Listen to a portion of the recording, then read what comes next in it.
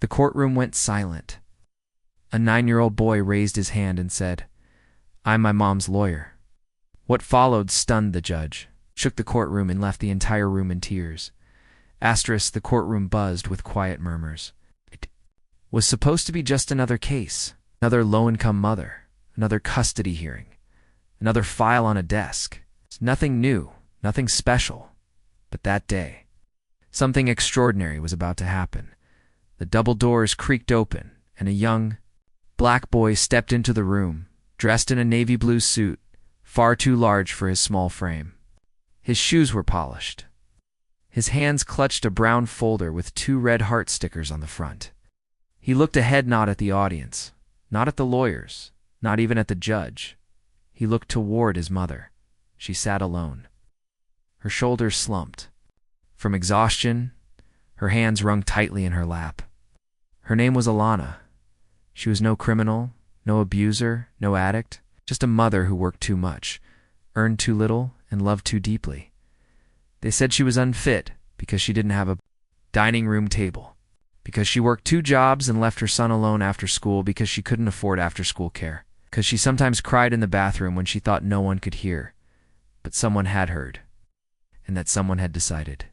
He wasn't going to let her fight alone. The bailiff called the room to order. The judge entered. Everyone stood, then sat, except the boy. He walked forward, folder in hand, and said, softly but firmly, "Your Honor, I'm my mom's lawyer." A silence heavier than stone fell over the room. At first, no one spoke. Not the judge, not the clerk, not the courtroom full of people who had come to see yet another woman lose her child to the system. The social worker adjusted her glasses. Uncertain of what she had just witnessed, the judge leaned forward, squinting. "You're what now?" he asked.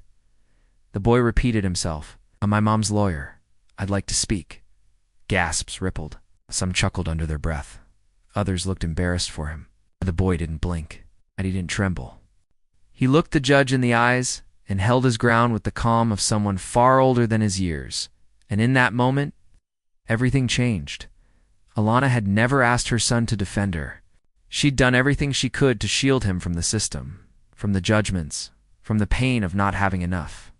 But pain, like water, finds its way through every crack. And Jeremiah, he had seen more than any child should. He had watched her skip meals and lie about being full. He had heard her cry at night through the thin apartment walls. He had seen the way store clerks looked at her when she pulled out food stamps, the way the neighbors turned quiet when she walked by. She carried shame like a shadow, but never showed it to him. And now, as he stood at the center of that courtroom, Jeremiah became her voice, a voice she had never dared raise. He opened the folder. There were no legal documents inside, no formal declarations, just drawings, notes, photographs, pages filled with everything a 9-year-old heart knew about justice. The first page was a drawing of their living room. It was small. The couch was patched, the carpet old. But in the corner was a bookshelf, full. Next to it, a Bible. On the table, candles for dinner. He had written underneath, "We don't have a lot, but we have each other." The next page listed every time his mother had helped someone. She gave her winter coat to Miss Jackie.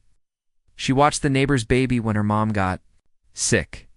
She cleaned the school floors even when her back hurt. Another page read, "She reads me a bedtime story every night.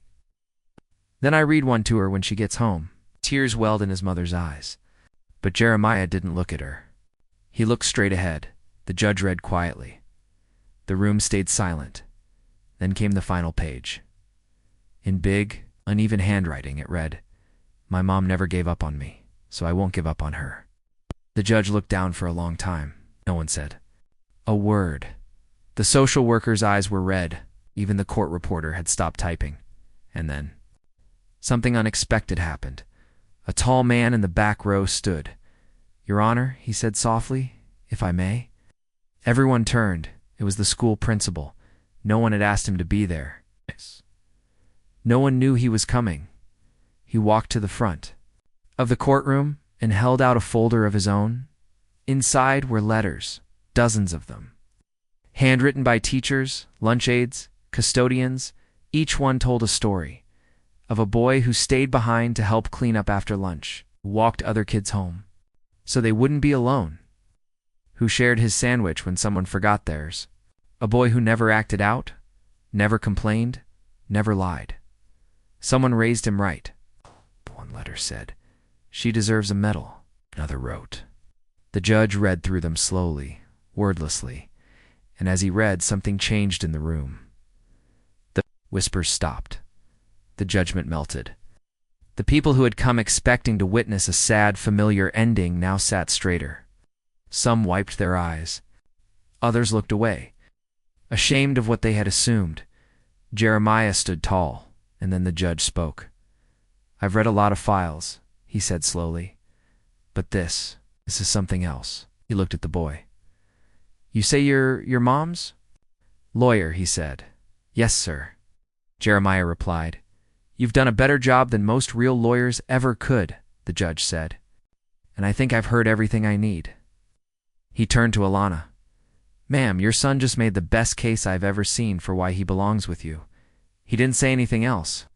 He didn't have to." The gavel never dropped. The applause never came. But when Alana stood and hugged her son so tightly it seemed she'd never let go. The courtroom, every last person stood with them, not because they were told to, but because it felt right. Outside the courthouse, the air was crisp. The wind bit at their cheeks, but neither of them noticed. Jeremiah still held his folder. Alana still held her son. "You didn't have to do that," she whispered. "I know," he said. "But I wanted to." She looked down at him. "You're just a kid." He looked up and smiled. "Yeah," he said. But I'm your kid." And that was all that mattered. That night, they didn't have a fancy dinner. They didn't go out to celebrate. They went home to their tiny apartment, their couch with the patched cushions, their bookshelf full of dreams. But something was different, because for the first time in a long time, the world had seen them. Not just as poor, or broken, or struggling, but as whole, as brave, as powerful, and sometimes the quietest voices carry the loudest truths. Asterisk, some heroes don't wear suits that fit. They don't carry badges. They don't speak loudly. But they show up. They speak when it matters. Love without conditions. And when the world tries to silence them, they find a way to be heard. This story isn't just about a boy or a mother. It's about all the people who are judged too soon, heard too late, remembered only when it's convenient. But not this time. This time, the world listened. Asterisk, if this story moved you, leave a comment and tell us where you're watching from. Share this story with someone who believes in the quiet power of love. And don't forget to subscribe for more real stories. Stories that remind us what silent strength really looks like.